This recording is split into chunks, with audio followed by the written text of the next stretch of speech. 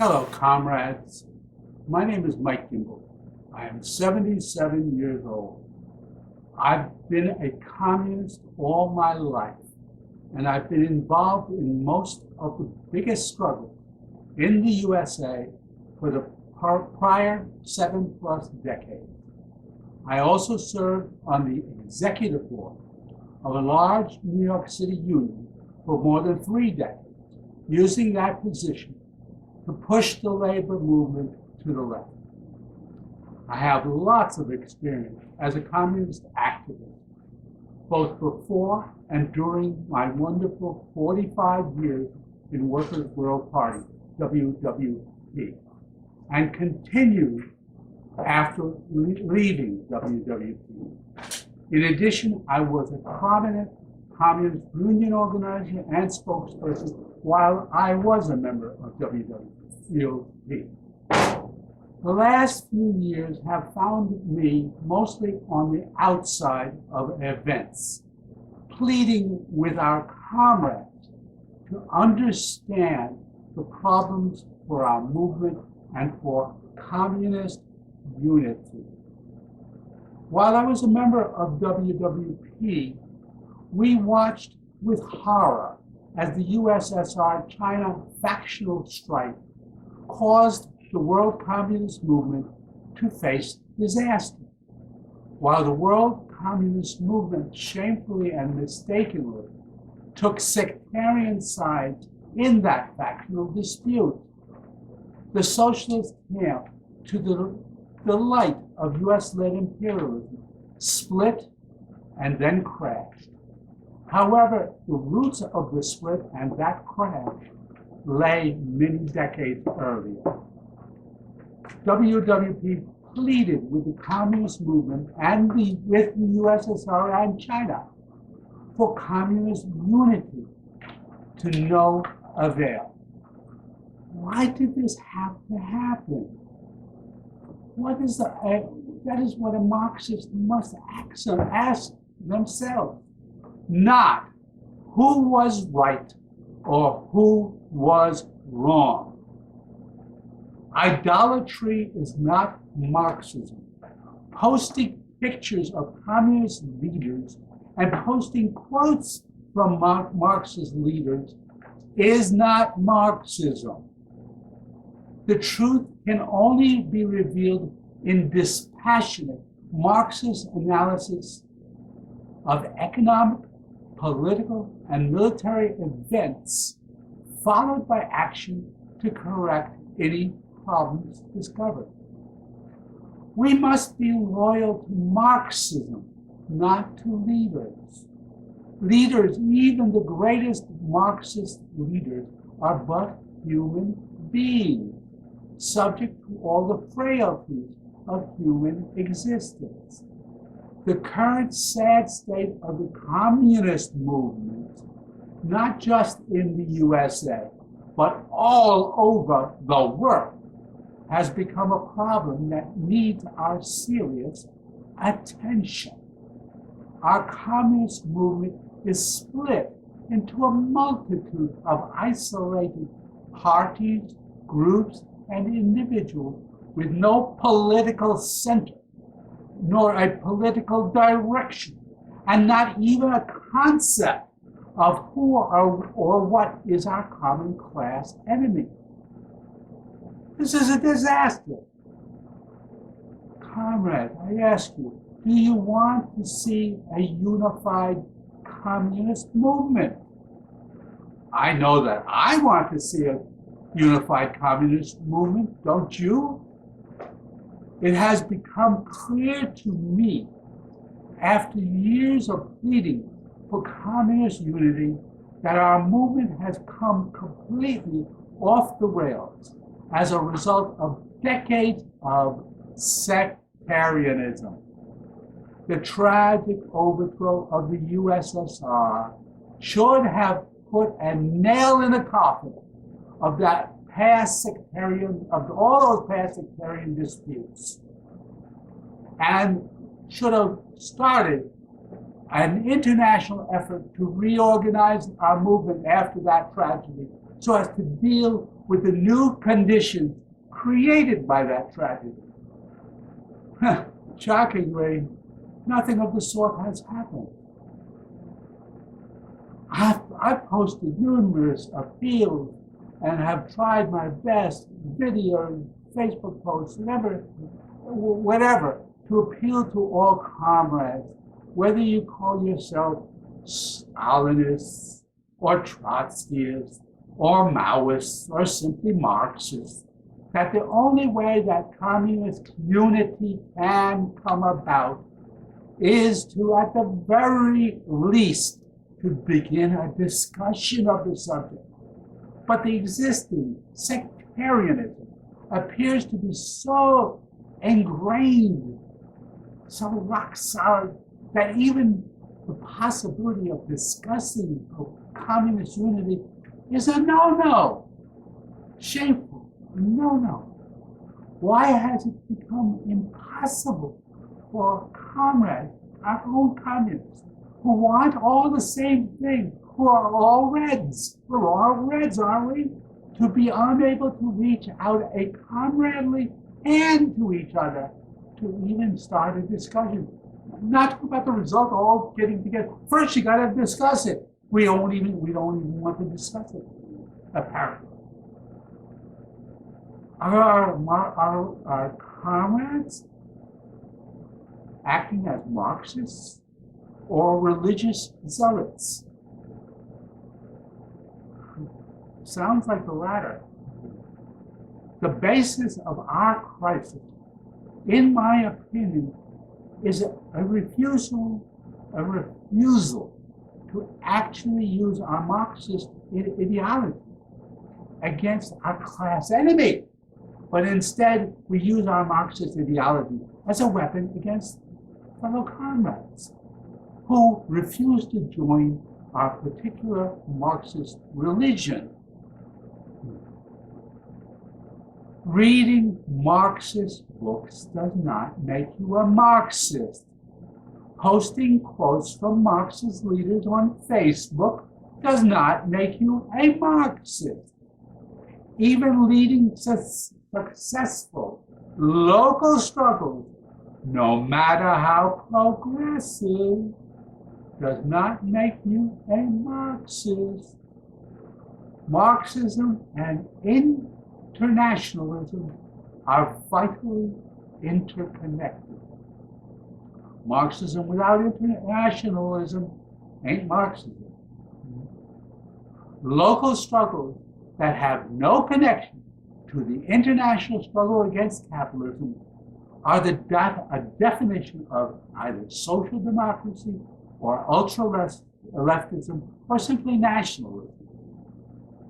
Wherever a comrade is located, on whatever continent, Marxism requires that we see ourselves as part of an unbroken link with all our comrades and all our comrades' struggles anywhere on this planet. We need to view Marxism as the very best scientific tool to combat the lies of the capitalist vampire Christ, not as a way to combat other comrades having different views or different programs.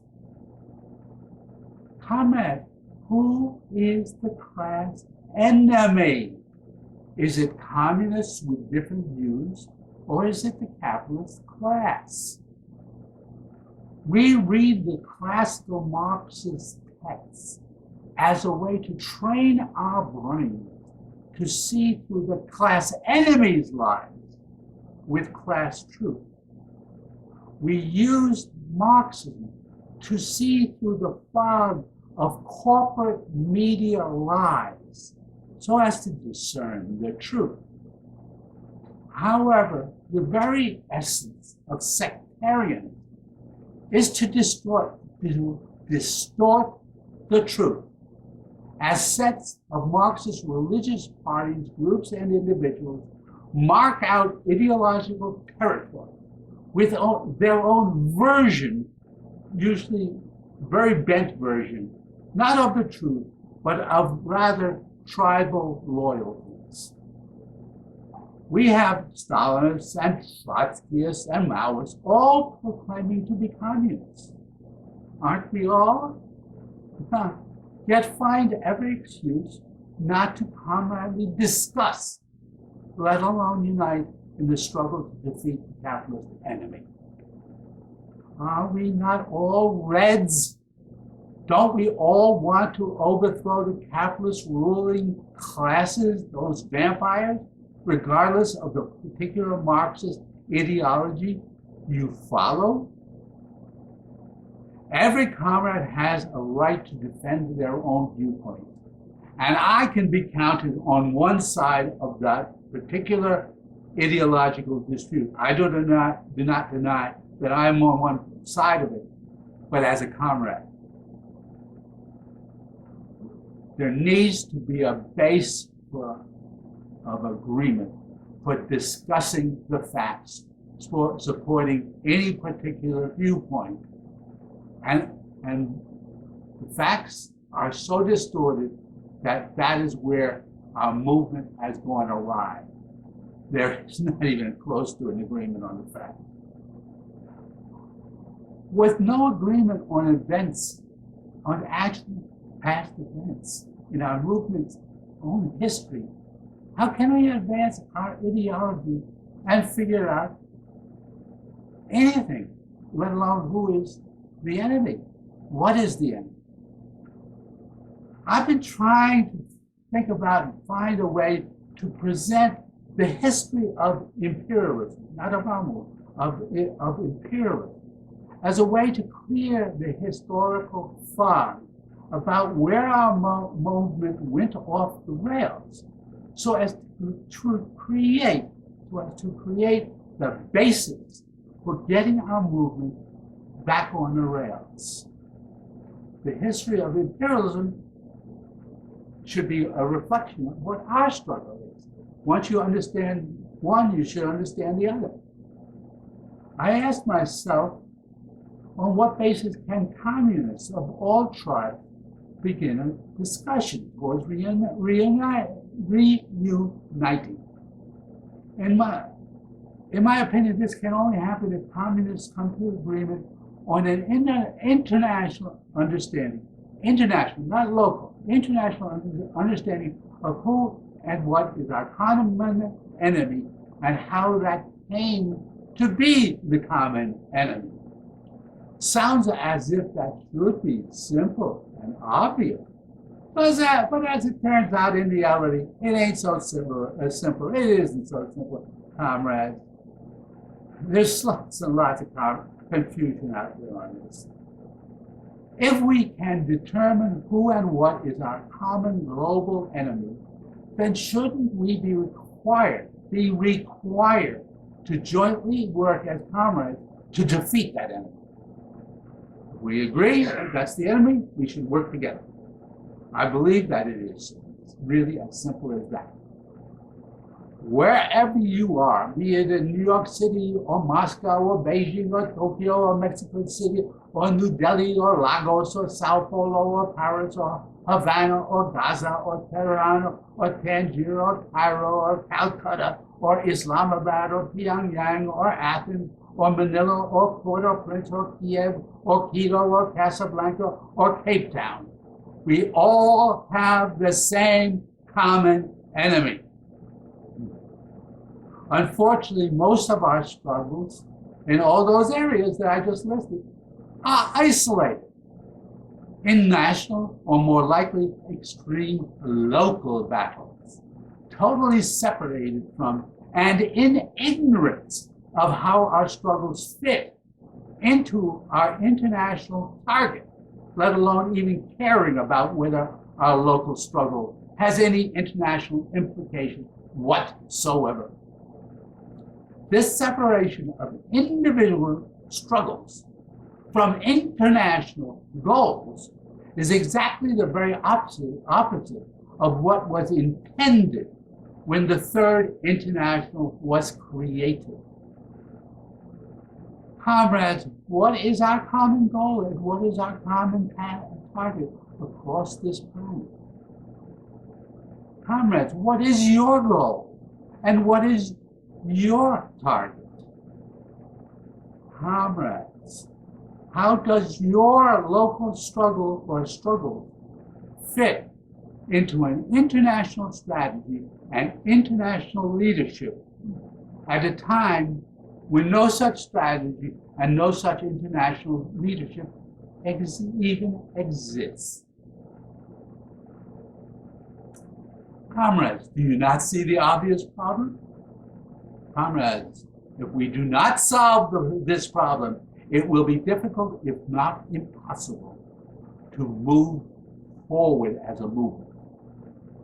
Comrades, we need to identify the enemy and proceed to create the international organization of communists, which can coordinate our common work, wherever you are on the planet, our common work towards the defeat of that common enemy.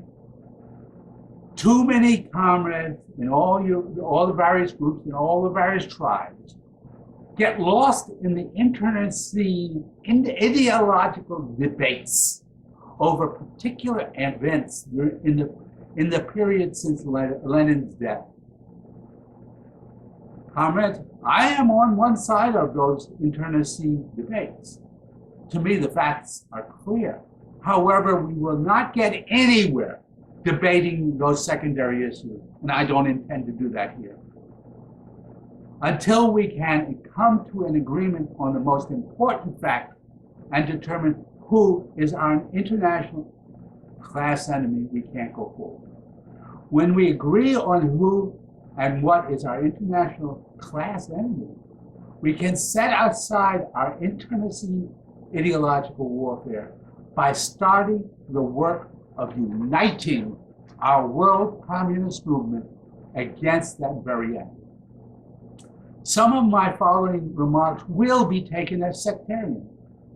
They are not meant to be sectarian.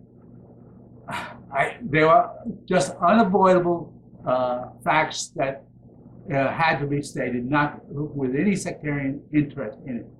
They are fact-based. In order to use the history of the inter-imperialists, the fight between the imperialist powers, to determine how to interpret our own class struggle history and see a path that we can take to communist unity. Even if you should find that you disagree with some or many aspects of my thought, please react in a comradely manner. We all want to defeat the class enemy, don't we? We need our unity. The way to determine who or what today is our common class enemy can only come from analyzing the world economic, political, and military relations of the various capitalist ruling classes over time. Today's capitalist system and its most powerful capitalist powers are the product of the two massive world wars of the 20th century. We need to understand the causes of those wars. Yeah, you probably say this, but most communists claim, no, they know these causes. Don't they? Most communists know. But do they? Do you? I don't think most of our communists know and fully understand the causes of either war, either World War I or World War II. Most communists have only a partial understanding of the causes of those wars. The failure to understand the causes, all the causes of those turning points in human history of those wars, makes it difficult for our comrades to understand the results of those wars, which is today. In other words, the inability to understand the causes of those world wars results in a failure to understand today's international situation. If you want to discuss any event during that whole period, especially between the two wars, You cannot understand it without understanding the interrelations of the capitalist ruling classes. And to fail to understand that becomes a big mistake. World War I created the possibility of a Russian Revolution. And immediately after the 1917 Russian Revolution, Lenin and Trotsky repeatedly pointed out that a hugely powerful US imperialism had placed World War I Europe, post-World War I Europe, on rations. In other words, Europe was at the mercy of US imperialism after World War I, not just World War II, World War I. The Versailles Treaty agreements called for huge monetary reparations to be paid to France from a prostrate Germany. Why did France desperately need the money? France needed the money to pay off the World War I loans that US banks had made to France. France could not pay the loans back because Germany could not pay to France the reparations demanded. France, in desperation, invaded Germany's industrial base in 1923, seizing the Ruhr Valley, where almost all German industry was located, hoping that this seizure of this massive booty would enable France to pay back the US bank loans. It did not pay off. They were not able to do that, and eventually France had to withdraw from the Ruhr. However, one cannot understand this 1923 event without understanding the actual cause of the World War I, prior to the 23. Comrades reading Lenin's classic work, Imperialism, the Highest Stage of Capitalism, have failed to use the understanding of imperialism gotten from that wonderful book to see the bigger picture of the role of US imperialism in the cause of World War I. It is as if, when reading that wonderful book, our current comrades fail to realize that European events are part of world events, as if the cause of the European war had nothing to do with the world capitalist market. It was not just the UK and France versus Germany. Comrades, in order to understand any modern war, we must first look at the world capitalist market to discern the clues as to the causes of the conflict. It is how we determine our prime class enemy. In World War I, the UK and France were defending their dominance in colonial possessions from German capitalism. It was a battle over markets. Germany was a latecomer to the world market, and as such, its powerful industrial development was being restricted by the UK and France's control of huge portions of the world capitalist market. Most comrades know that directly from Lenin's work. But what do the comrades miss? What are today's comrades missing? In World War I, neither the UK, nor France, nor Germany were the leading imperialist capitalist power on the planet. They weren't the leaders. So when therefore they're fighting over markets, what's this? There's a big missing piece here, since they did not control a good portion of the world market. US imperialism did. US imperialism had long since dominated half the planet, controlling virtually the entire Western Hemisphere from pole to pole.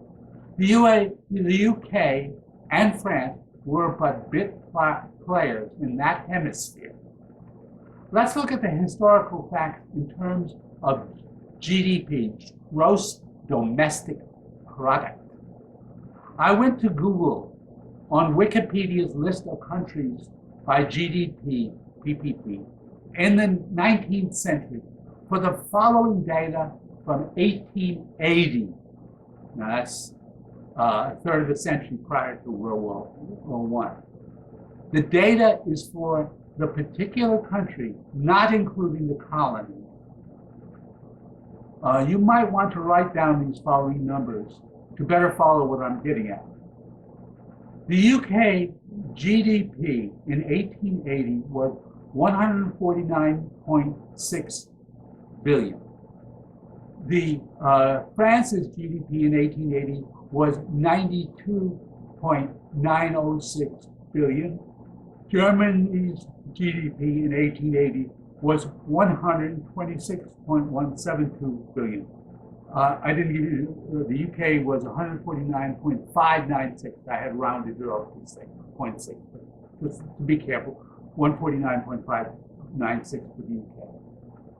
The USA GDP in 1880, remember this is 1880, a third of a century before World War I, was 211.6878 billion, which was already in 1880 over 40% greater than the UK's GDP, and almost equal to Germany plus France combined. That's how powerful the US industrialists were in the world market in 1880. And the US ruling class in 1880 was just starting to grow. It was growing richer and richer at an incredibly fast rate, exploiting the immigration of millions of workers coming from Europe every year. In 1880, it was already a far greater economic power than the UK, France, and Germany. While the UK was the most powerful economic power in Europe, it was already way weaker than the growing economic power of the US capitalist class. The power, therefore, of US capitalism on the world capitalist market was a threat to all of the European imperialist countries. 4 years later, at the 1884 Berlin Conference, where all the European imperialists split up Africa amongst themselves, was clearly done as a defense against the growing economic power of US imperialism. How would you explain that they gave Belgium and Portugal portions of Africa? Why did they need them? Tiny little countries with no military power at all, barely an economic impact from those, yet they gave them big colonies in Africa because they needed European unity to close off Africa to US imperialism. Over the last 2 decades of the 19th century, 1880 to the 2 decades plus the period prior to World War I, US imperialism seized Hawaii, seized Puerto Rico, seized Cuba, and most important, seized the Philippines as a stepping stone to seizing China, and used the open door policy to prevent the UK and France from keeping US imperialism out from the raping of a prostrate China. In 1903, US imperialism seized Panama and ripped it out from Colombia for the purpose of creating the Panama Canal so as to strengthen US imperialism economic empire, connecting the Atlantic to the Pacific in the same way as UK imperialism had built the Suez Canal in order to strengthen its economic empire by connecting the Indian Ocean to the Mediterranean. By 1905, US imperialism had become so strong that the peace treaty between Japan and Russia that ended their 1905 war was signed at the Portsmouth Naval Shipyard in Maine, with Teddy Roosevelt serving as the mediator between these two imperialist rivals, 1905. By 1913, which is the year before the start of World War I did it, for that year, I did a difficult search to get the GDP with the colonies broken out. Not so easy, but I was able to find it on Google. The GDP numbers are from my search that came from the world economy by an individual named Angus Maddison, Maddison. Again, you may wish to write down these numbers. The UK GDP in 1913 was 225 billion. France's GDP in 1913 was 144 billion. Germany's GDP in 1913 was 237 billion. Austria-Hungary GDP in 1913 was a small little 23 billion, the ally of Germany. And Russia's GDP in 1913 under the Tsars was 232 billion. Sounds like a lot, but it really isn't. Mostly feudal agricultural country with very little industry.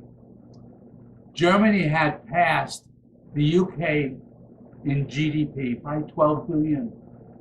So it's now the biggest imperialist power in terms of industrial power in Europe. And it was more than 60% greater in GDP than France's. What was the GDP of the US in 1913? It was an astounding 518 billion. The USA GDP in 1913 was greater than the combined UK plus German GDP, with about 56 billion to spare. But what does this massive US GDP have to do with the breakout of World War I? There is a mistaken idea that somehow the USA capitalists were isolationists. That's ridiculous. The capitalist world market is international. The world market is not and could not and was not a market restricted to Western Europe or to a few colonies, nor was it just restricted only in the areas from everybody else by the UK and France's colonies. The entire Western Hemisphere was dominated by US imperialism as its baby. In any case, regardless of that, it is the industrial bases of the imperialist powers, home bases, which determined their world dominance. Every imperialist power and every square mile of the planet, I don't care where you were located at the time, was involved. The capitalist market is international. The prices are set, not there, however. Yes, the US imperialists were isolationists, but only in the sense that the two oceans allowed them to watch the internecine European wars with glee and arrogance while saying, quote, why get mixed up into their mess, unquote. However, US capitalist caste was only too involved and too gleeful to make the loans at exorbitant rates to the UK and France during World War I, and in regards to the market that the UK, Germany, and France were fighting over, including the US imperialism fighting over. Every capitalist, no matter where these capitalists were located on the planet, whether in big, powerful countries or in the tiniest little countries, and even in the colonies, had a stake in the outcome of World War I. U.S. banks had already become, as a result of their world dominance of industrial production, the dominant power in the world capitalist market and the leading investor and lender to the world. In order to protect those U.S. investments and loans, as well as to make sure that the UK and France had the ability to pay back the loans, it had to protect them and enter World War I. But why did those loans go to France and the UK? Why not Germany? Why did the US end up in an alliance with the UK and France? What was the reason for the USA to have supported the UK in World War I, despite the fact that the UK, not Germany, was the USA's primary imperialist rival in 1913? Germany was nothing in the world. They was the outsider trying to get in. Whereas UK and France were locking up large areas of the planet so as to prevent US imperialism from entering those markets. So this alliance made no sense, but that it made no sense only on the surface, but deep down it did. While the USA had defeated the UK twice in actual warfare, in the American Revolution and in 1812, and were also the bitter rivals of the US, the UK was a bitter rival of the US during the Civil War. Therefore, the historical basis of the situation was that in the US there was great hostility to the UK, and it was well established at that time. The UK was imperialism's primary rival. US imperialism and the UK were rivals.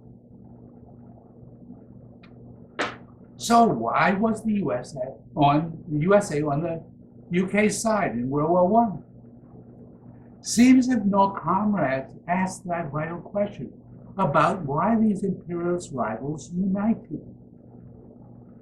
Why did the US imperialists prefer the UK to Germany when the UK was the US imperialism's primary rival? Please do not say a word, please, about anything to do with democracy or cultural identity. The capitalist class consists of vampires and thieves. They could care less about constitutions, laws, or democracy, or culture.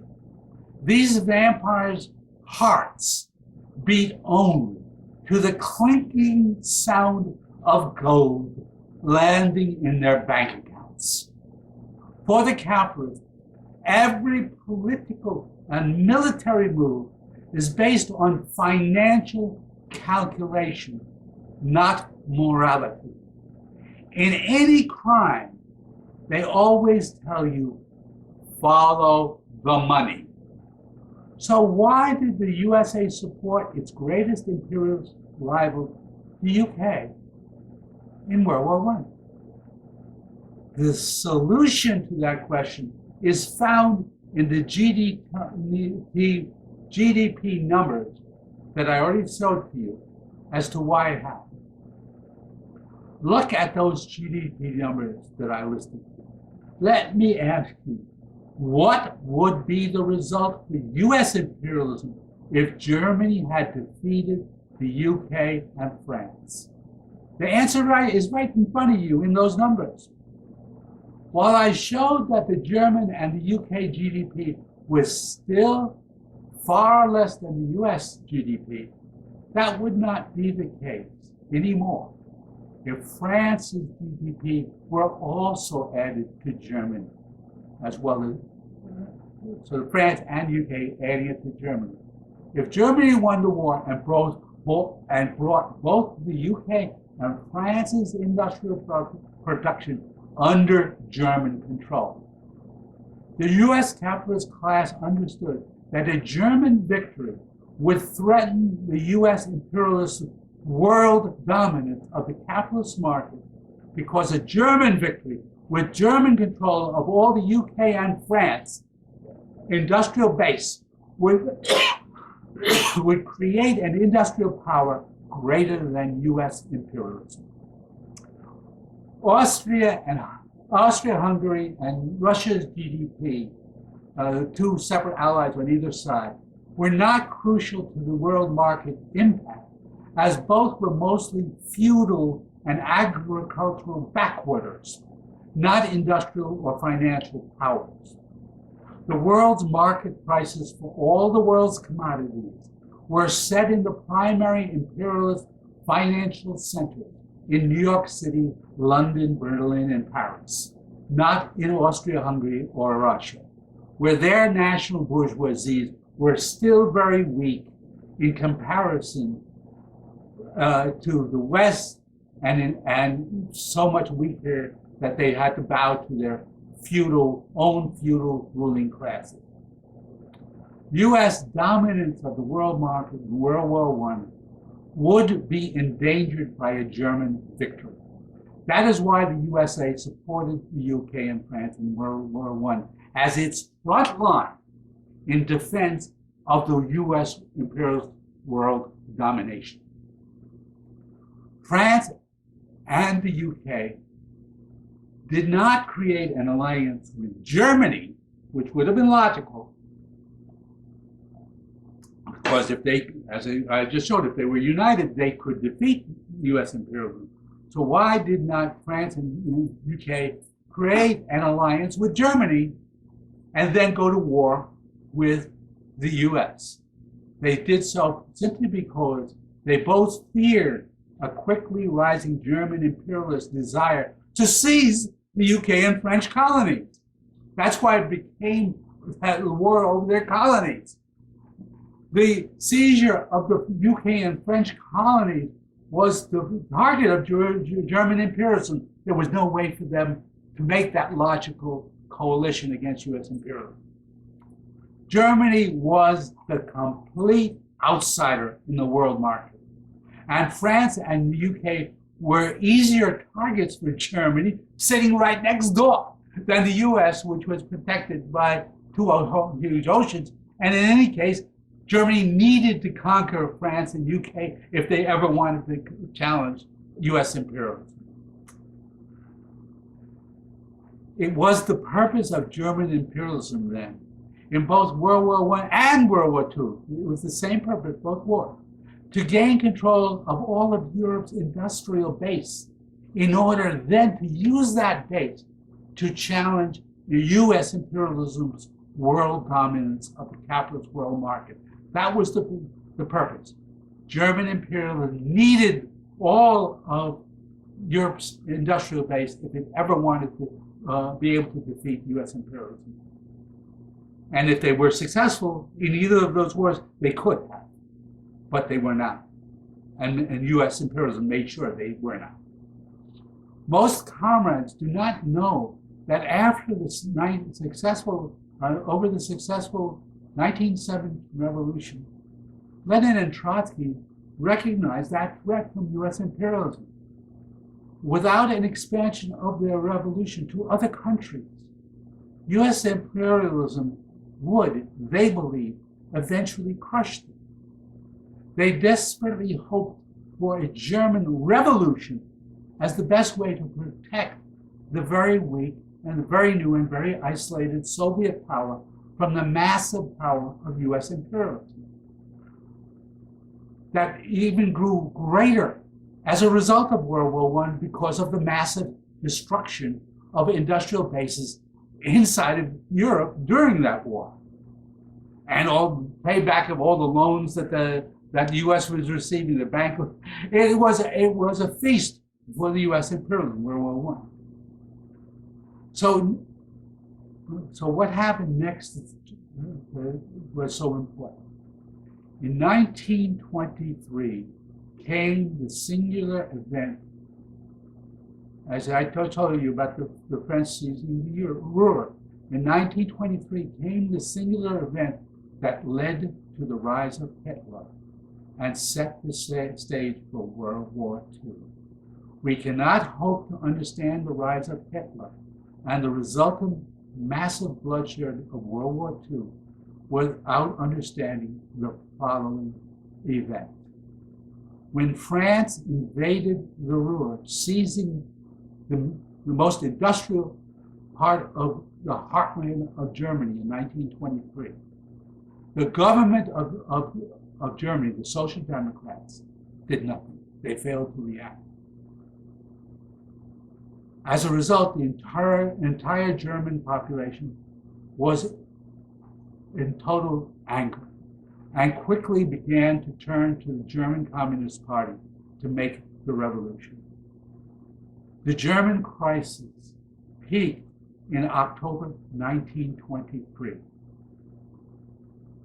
just a few months after the invasion of France's invasion. It was referred to as the German October. The German Communist Party asked Moscow to send Trotsky to lead the revolution. Trotsky was world famous for his leadership of the October 1917 revolution as head of the St. Petersburg Soviet and his creation of the Red Army, and for his military leadership during the Soviet victory in the Civil War. It was only natural for the German Communist Party, as a prominent member of the Third International, to ask for Trotsky to lead the revolution. There would be no USSR to be defended in World War II without Trotsky's leadership during the Civil War. Unfortunately for our communist movement, October 1923 found Lenin on his deathbed, just 3 months prior to his actual death.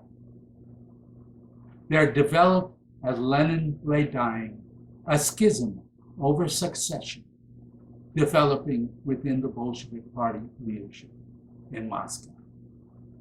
Trotsky, who was the leader of the St. Petersburg Soviet in October 1970, during that great event, had actually set the date for the 1917 insurrection public prior to doing it. He announced the date. Now, in 1923, Trotsky, at the Central Committee of the Communist Party of the Soviet Union, demanded that the German Communist Party set an actual specific date for the German October Revolution. However, with Lenin on his deathbed, the Central Committee, under the leadership of Zinoviev, Kamenev, and Stalin, sent Zinoviev to Berlin, not Trotsky. Why was this a huge mistake? In 1917, when Lenin arrived at the Finland station, proclaiming all power to the Soviets and shocking his own party, because that was not their slogan, but essentially Trotsky's slogan, he was met with strong resistance from almost the entire Bolshevik leadership, led by the same three, Zinoviev, Kamenev, and Stalin. It took 3 weeks for Lenin, threatening to leave his own party, to win the majority of the Central Committee to his slogan.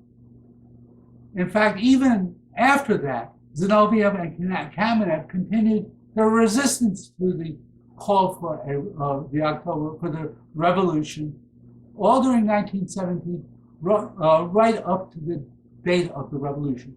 But to their credit, on the day of the revolution, they threw themselves into leadership and its support. Zinoviev in 1923 acted just as he did in 1917. He came to Berlin and immediately hesitated to set a date for the German Revolution. Zinoviev was full of doubts, as he was in 1917, of its possible success, and finally canceled any call for a German revolution. The entire world communist movement was in shock as a result. Trotsky was outraged over this critical disaster for our movement. He immediately wrote his 1924 book entitled The Lessons of October, castigating Zinoviev and Kamenev's role in this disaster for the world communist movement. As a result of this catastrophe, the results for the world communist movement were almost immediate, and we are still affected of it to this day. Few comrades understand the situation in Germany after World War I, prior to the events of 1923, those 6 years. If you don't understand those 6 years, you can't understand 1923. Prior to the events of October 23, prior to the date of the German October, Germany, capitalist Germany, had a secret but tenuous alliance with the Soviet Union. Yes, there was a capitalist alliance with this isolated Soviet power from 1917 to 23. It was tenuous. Why? Why would German capitalists want an alliance with the Soviet Union at the very same time as it faced a German communist revolution led from Moscow against them? Sounds contradictory, doesn't it? However, the German capitalists were being crushed by the Allied agreements made at Versailles. The German capitalist class was being strangled by Versailles. So the German military used the alliance with the USSR because they were banned on German soil to build up their military, to do anything militarily on German soil. They had an agreement with the Soviet Union to place military industrial production, German military industrial production, on Soviet soil secretly, something that was banned by Versailles. More importantly, German capitalism was hamstrung by Versailles' demands for monetary reparation that put Germany in a desperate economic situation. They were being crushed by the West, by the victors of World War I, were just doing everything to crush Germany. And their only outlet was an alliance, a very tenuous and secret alliance with Moscow.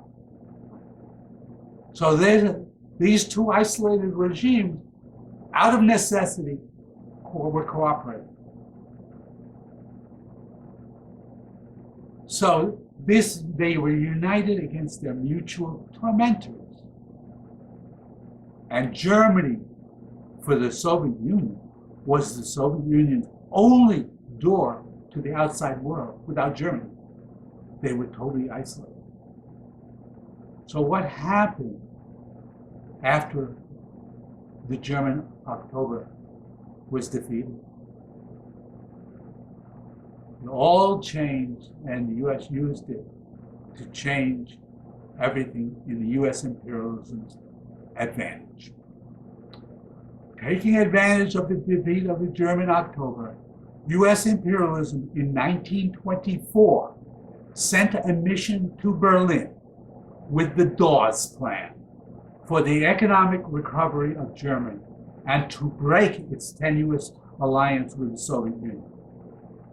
The German break with the Soviet Union, coming so quickly after the defeat of the German October, closed the only door open to the Soviet Union, to the rest of the world.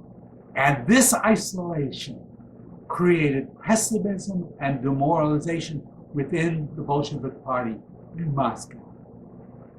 The Bolshevik leadership suddenly found itself all alone as the leaders of a completely isolated workers' state.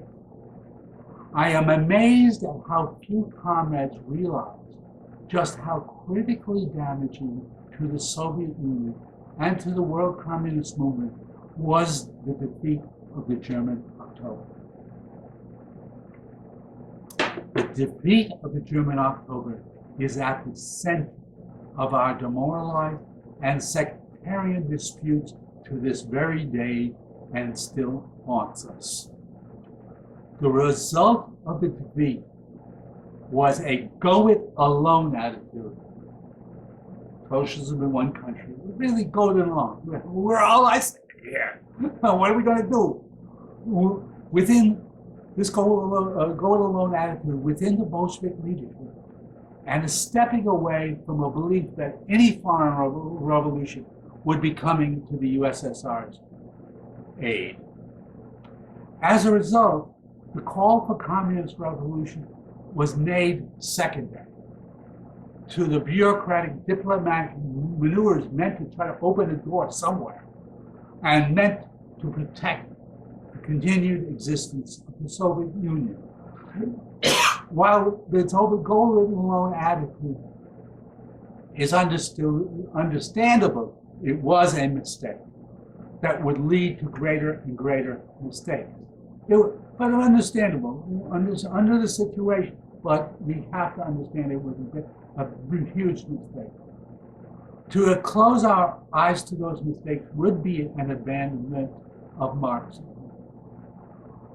We can, for the purpose of the talk about the cause of World War II, skip over most of the events leading from 1924 to World War II, except one very, very critical event.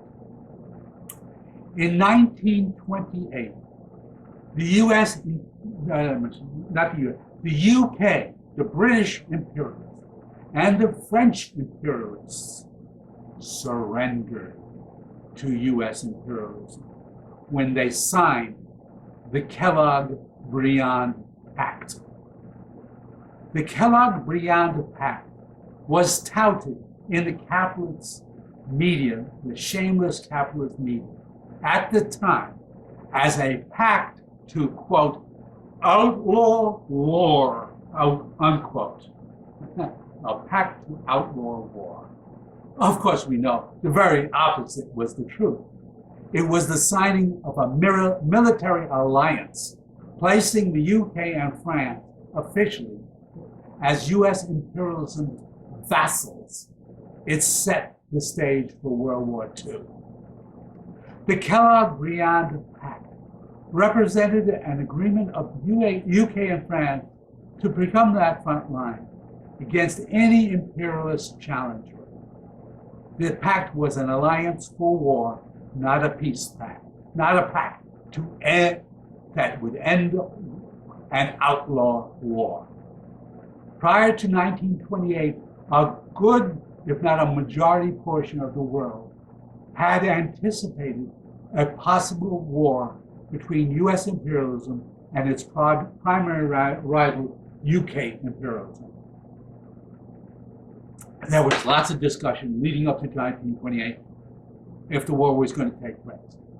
By 1928, the UK capitalists, the British, realized the folly of such a war, and with their own French vassal, signed on the dotted line to their capitulation to US imperialism with recognition of their actual vassal status.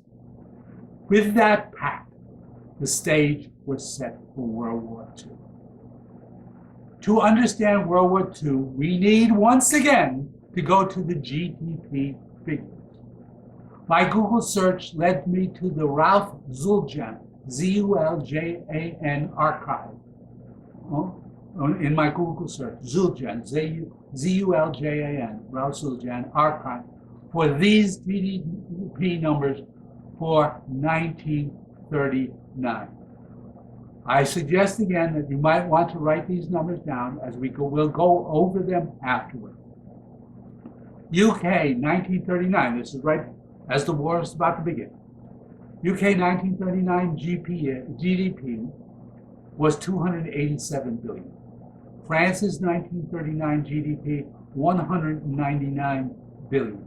Germany's 1939 GDP was 384 billion. Austria's GDP 1939 was just 27 billion.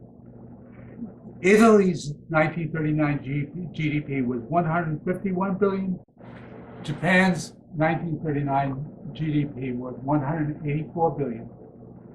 USSR's 1939 GDP was 366 billion. USA's 1939 GDP was 869 billion. Let's look closer at those numbers. If you combine the total GDP for the fascist alliance of Germany plus Japan plus Italy plus Austria, it still leaves the fascist alliance total at 746 billion, which is still 123 billion short of just the US GDP alone. When you add the UK and France to the US, that fascist alliance is now 609 billion short of equivalence. There's no way for the fascist alliance to triumph on those numbers alone. So how could the fascist alliance overcome that deficit so as to be able to challenge US imperialist dominance? When the French Vichy government surrendered, the fascist alliance was still 211 billion short of equality with UK imperialism. When you subtracted France's GDP from one side and then added it to the fascist side. So they're still 211 billion short. So where to find an amount, someone, to overcome that massive 211 billion deficit? This is where the USSR fits into the German imperialist plan for world imperialist dominance in World War II. There were only two available GDPs to overcome the difference with the US. Either the UK or the USSR's GDP. Actually, Hitler greatly desired and hoped for the UK to switch sides. And US imperialism had to make sure that that could not happen. Rudolf Hess, a leader of the Nazi Party, was sent on a secret mission, flown to Scotland in May 1941 during World War II to try to negotiate an alliance, a Nazi alliance with the UK against the US. The mission failed.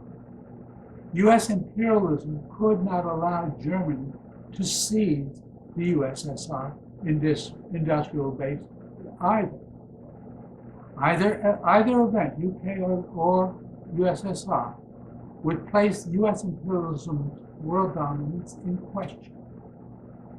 US Lend-Lease aid to the UK and the USSR had nothing to do with fighting fascism.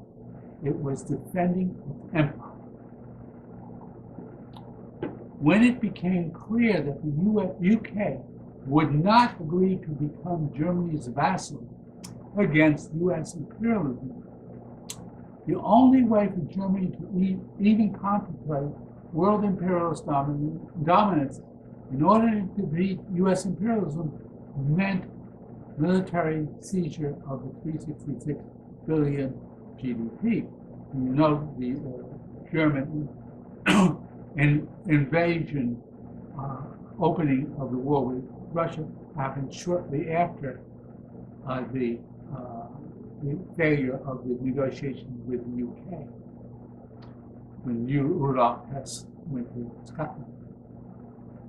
While US imperialism would not and could not stand by and see both France and the UK fall into German hands, we note that the profits from the war loans would greatly strengthen US imperialism, with the war destroying a good deal of Europe's industrial base, making post-World War II even more dependent on US imperialism than it was after World War I. The post-World War II Marshall Plan would become a much bigger version of the post-World War I Dawes Plan.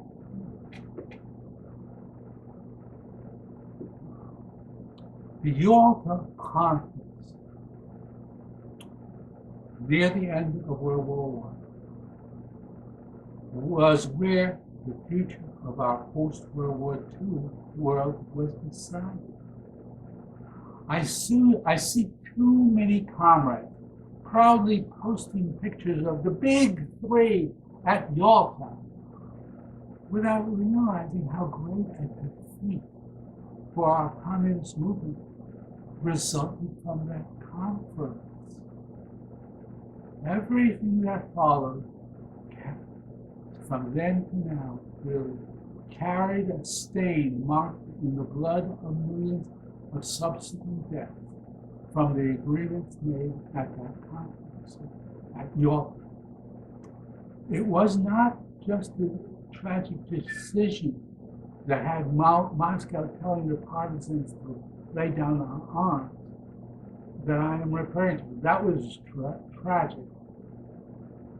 But that Yalta conference was a tragedy that was topped off by the worst thing possible: the horrific creation of the United Nations as a powerful political tool of U.S. imperialism under the big lie of being a world peace organization where war again was to be outlawed.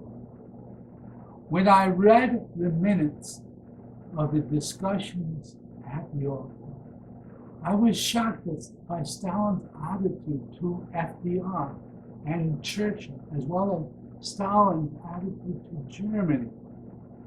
FDR was amused to watch as Stalin and Churchill repeatedly clashed at the conference.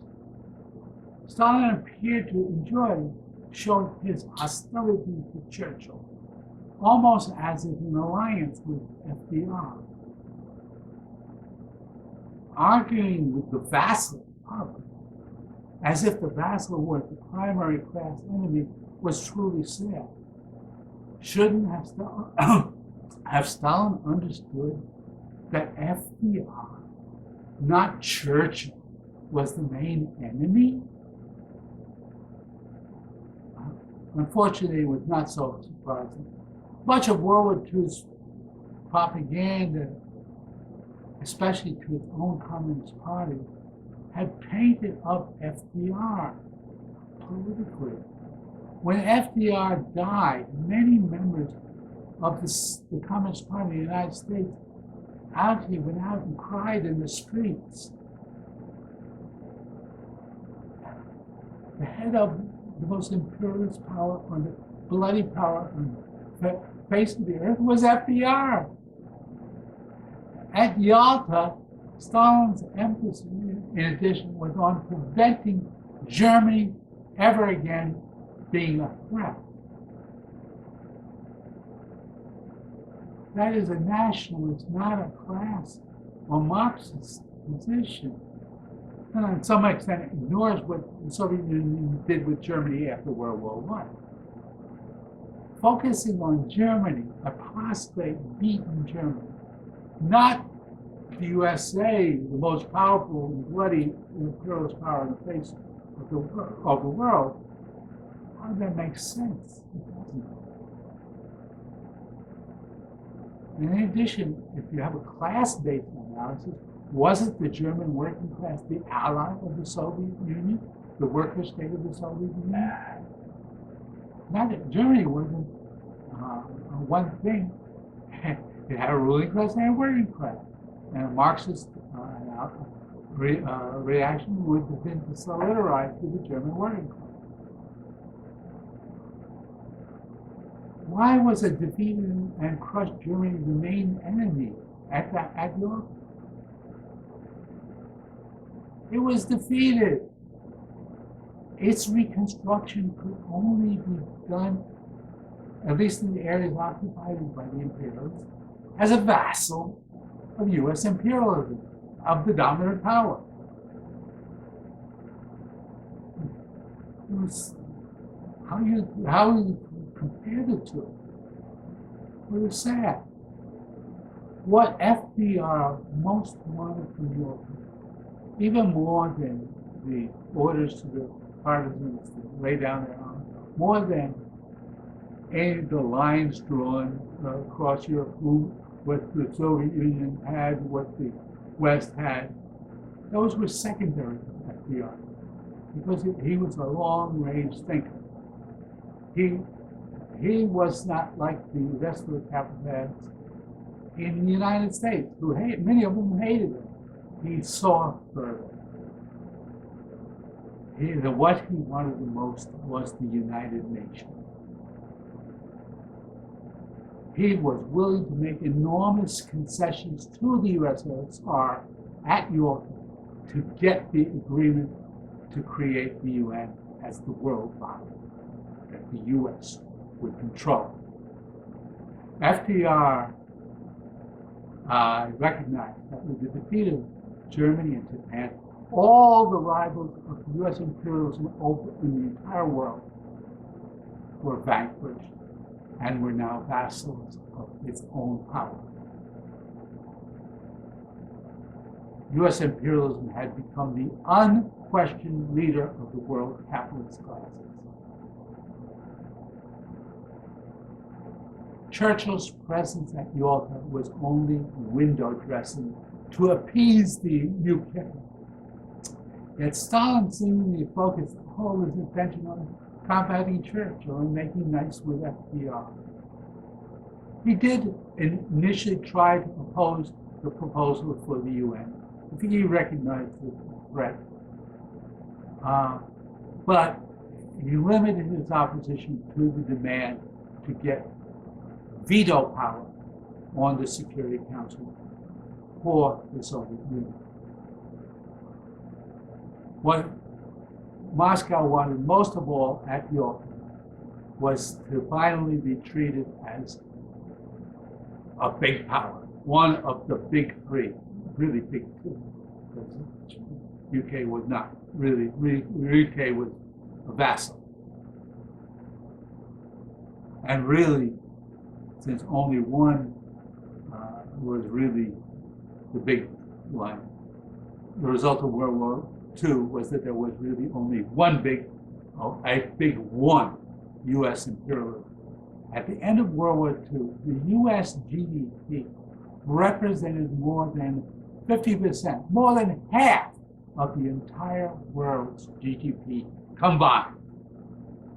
The war, both in Europe and Asia, had destroyed a good deal of the industrial output of all its rivals, which U.S. imperialism's basis was protected from, while it was protected from the destruction of war by the two major oceans, the Atlantic and the Pacific.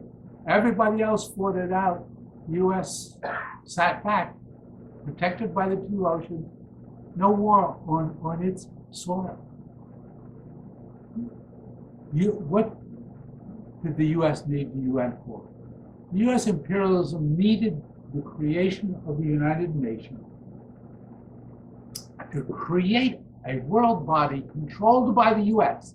to be used to project U.S. imperialism as the protector, as the phony protector of democracy all around the world, and it would allow the U.S. imperialism to project itself as the peacemaker, as the benevolent champion of the small nation, and project the U.S. ruling class as an anti-war force in the world, with the UN on its soil, the great organization for the defense of peace.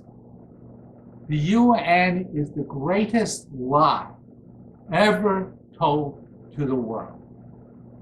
The greatest vampire on the planet, U.S. imperialism, with tremendous blood on its hands, built on the genocide of its native people and the slavery of millions of black people, with a huge portion of its country still ruled at that time by the KKK.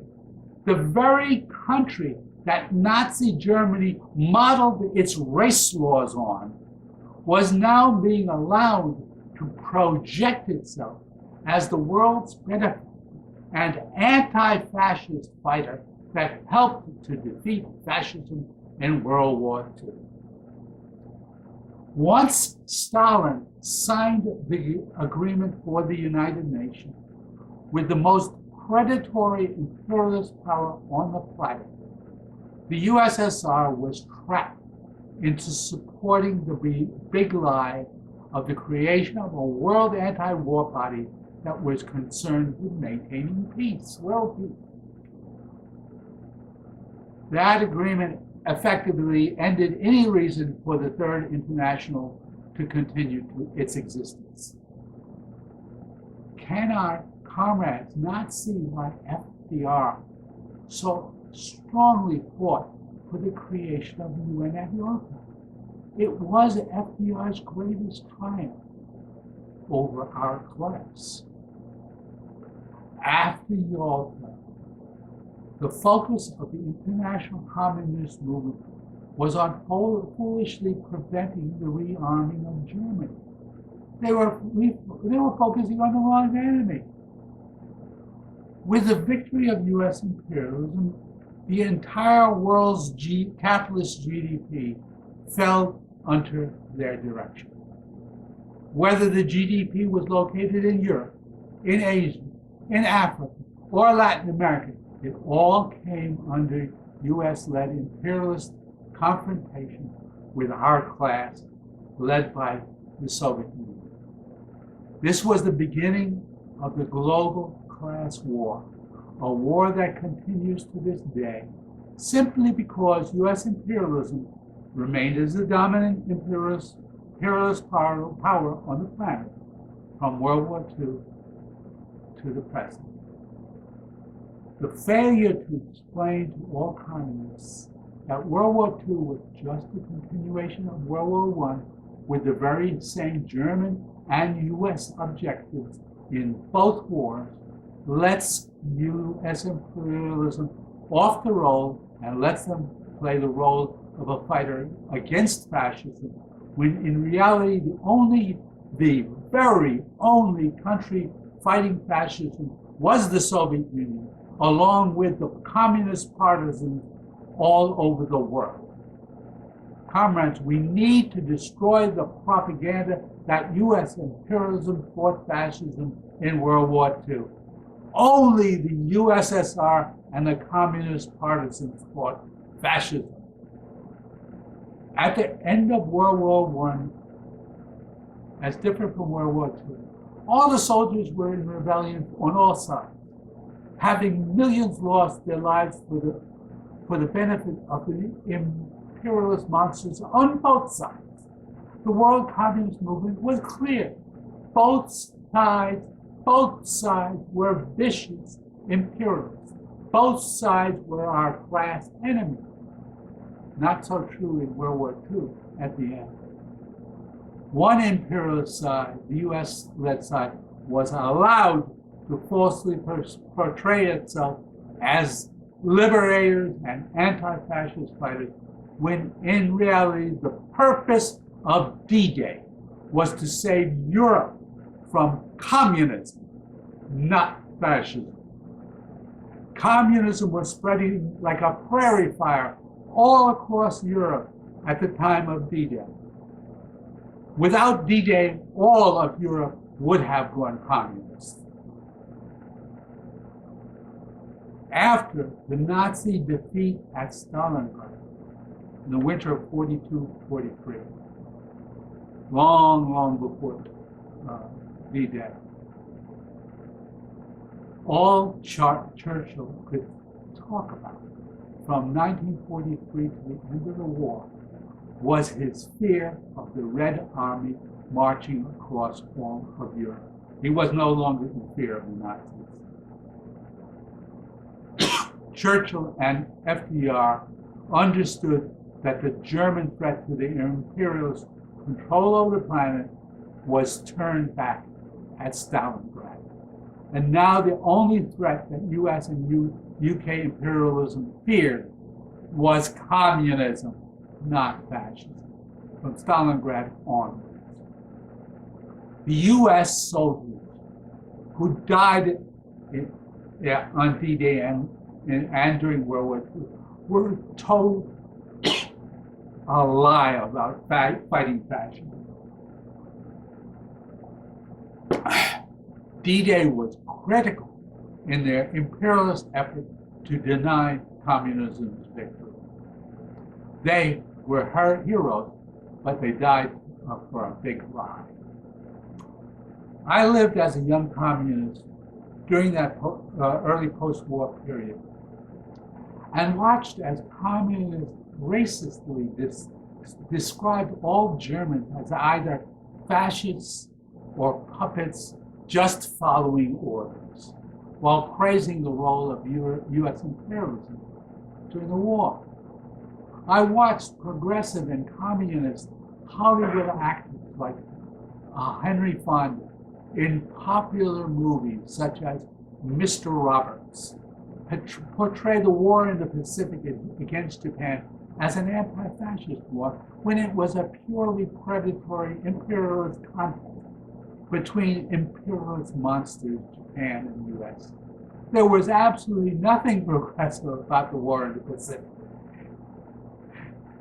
Its only role was to see who would dominate and control China. That was the purpose of the fight between Japan and the US. Who's going to get China? The failure of communists to see US imperialist role in World War II for what it was is a refusal to see the truth.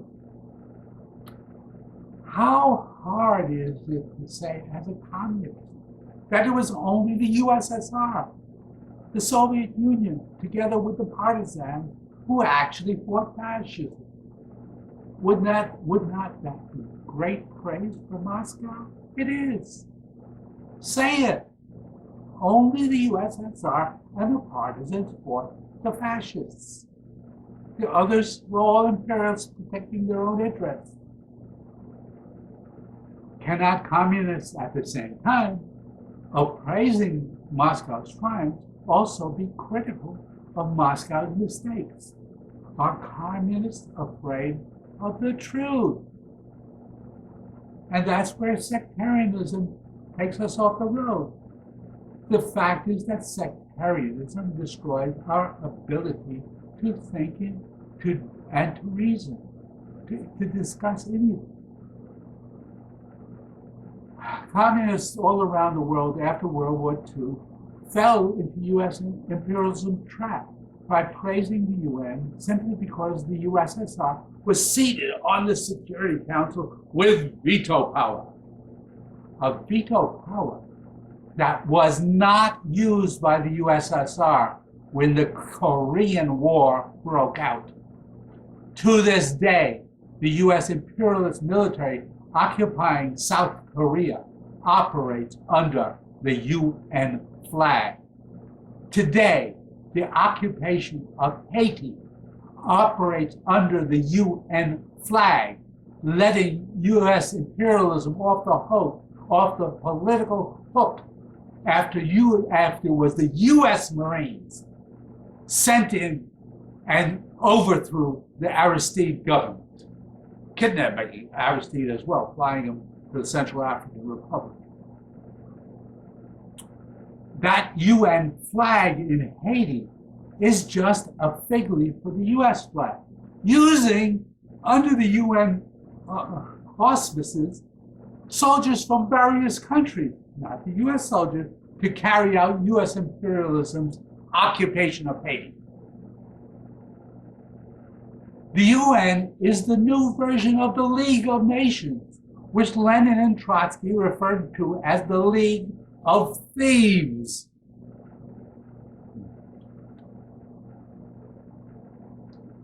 Today at the UN, all the capitalist thieves are united under the direction of US imperialism. The myth of Chinese imperialism created out of almost thin air by some of our communist movement because they see some populist inroads there, has no foundation, neither historical, as I've shown, nor in the current relational forces. China sits virtually alone at the UN. It has not even a single solitary vassal, let alone an imperialist vassal to count on. It is sitting there alone. It's ridiculous to compare them to U.S. imperialism. It's just mind-blowing to me.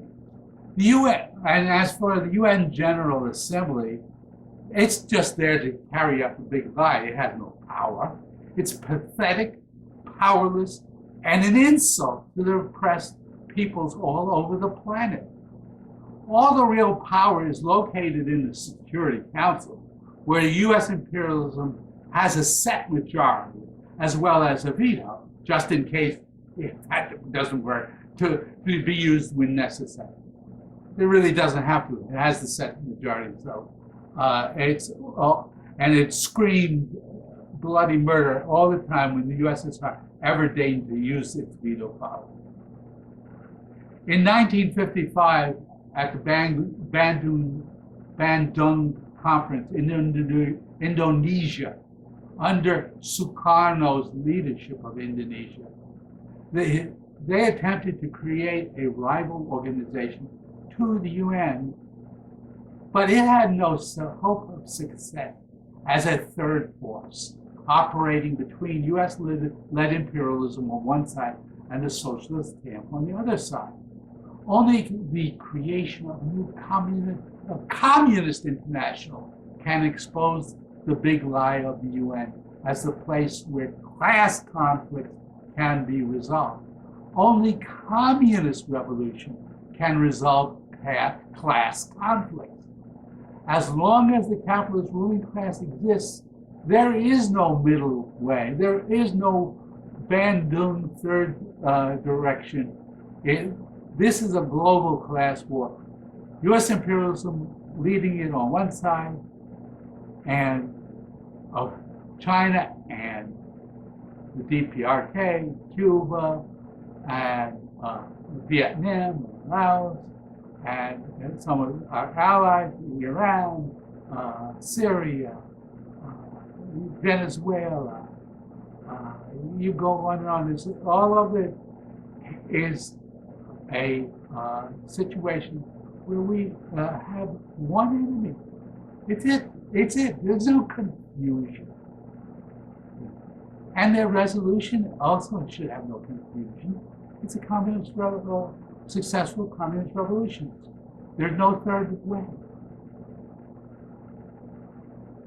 Yet, I see absolutely no effort on the part of Communist Party, groups, and individuals anywhere on this planet to even begin the discussion of creating communist unity, let alone the international, just a discussion.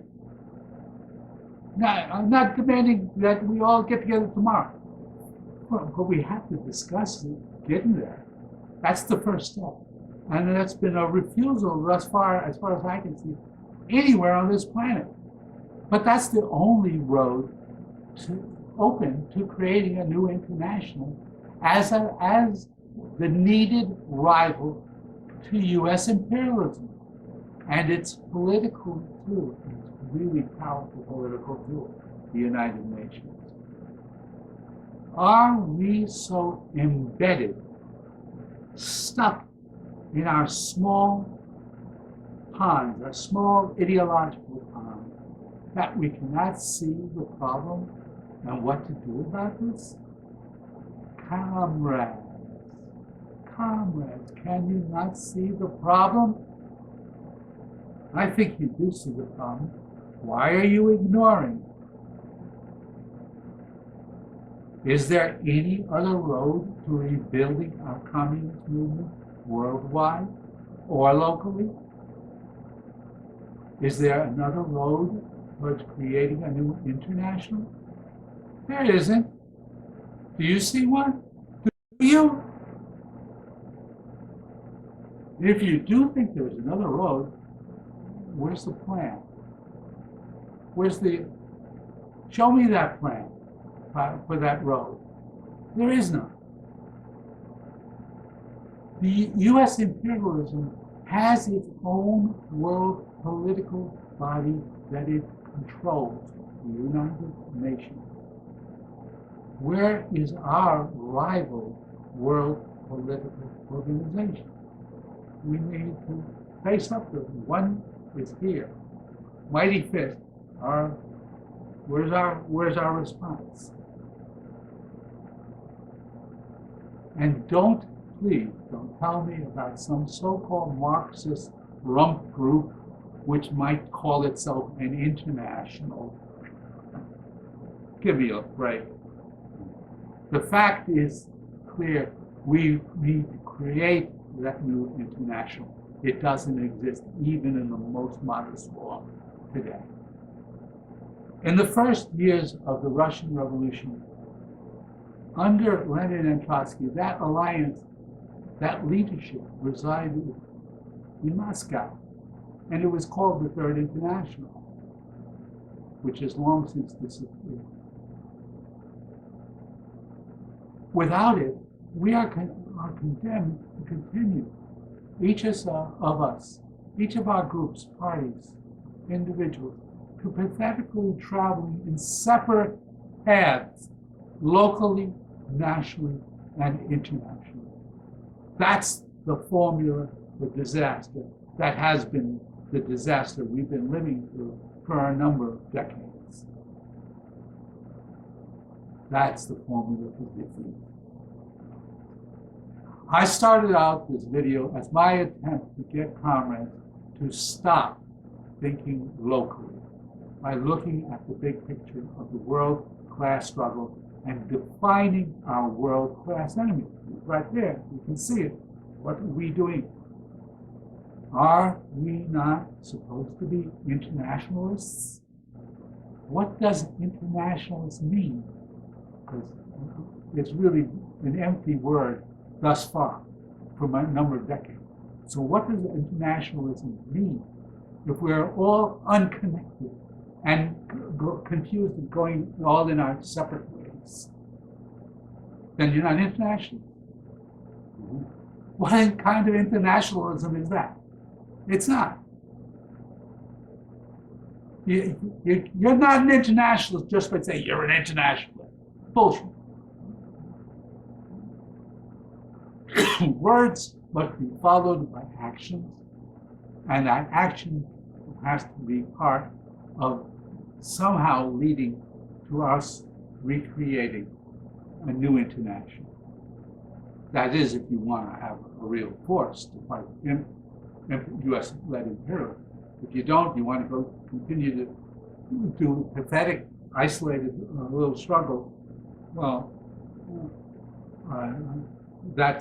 you're not doing a lot for our world class. Are we not supposed to be acting, not just saying the words of internationalists? Aren't we supposed to be acting as communist internationalists? Are you acting that way when you are unconnected to other communists, not just around the world and in other countries and other states, but even in your own neighborhood sometimes? You know, in your own community. We need to focus our activism, our ideology, and our class battles on the big target.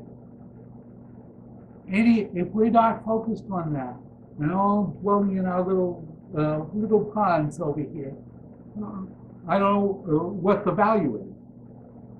We cannot fight imperialism, the most powerful ruling class in the history of the world, the U.S.-led imperialism. Separate. The imperialists laugh at our weakness. They know it, they can see it, but why can't you? As the idiom says, a single finger is weak, even if you use it this way. It's still weak, it's a single finger. But the combined strength of the entire hand, the fist, is powerful. Do you want to win? Do I want to win? Do we want to win? Of course. But our class and the oppressed cannot win by being divided. That's obvious. There is no other alternative to unity.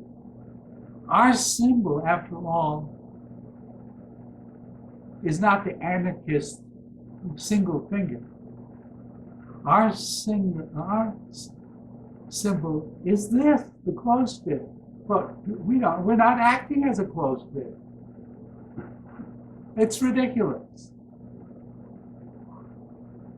Again, I ask you, what are you doing about it? That's the big question. How are you going to help to create that needed unity? You know, I'm amazed. There's millions of communists out there. So we can do this, comrades. We can do this. But is there a will? If there is a will, there is a way. And I think there is. I think the fog of confusion can be overcome once we start to discuss how to solve this problem. So leave behind the naysayers. If you get just talking to the naysayers, they're just demoralize you. They're the destroyers of our movement.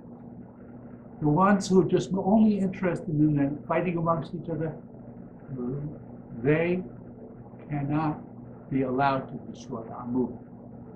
We can do this. There are millions and millions of comrades and tens and hundreds of millions of oppressed people all over this world waiting for some leadership, some central leadership to face the monster. We can do this, therefore. Comrades, we can do this. We must, in the words of the U.S. Civil Rights Movement, say, keep your and our eyes on the prize. Comrades, let's get this movement for communist unity moving forward. Get the discussion started at the very minimum. If we do this, and do this well, future generations that are on this planet will look back and praise our memory. So let's do it. In communist unity, we will win.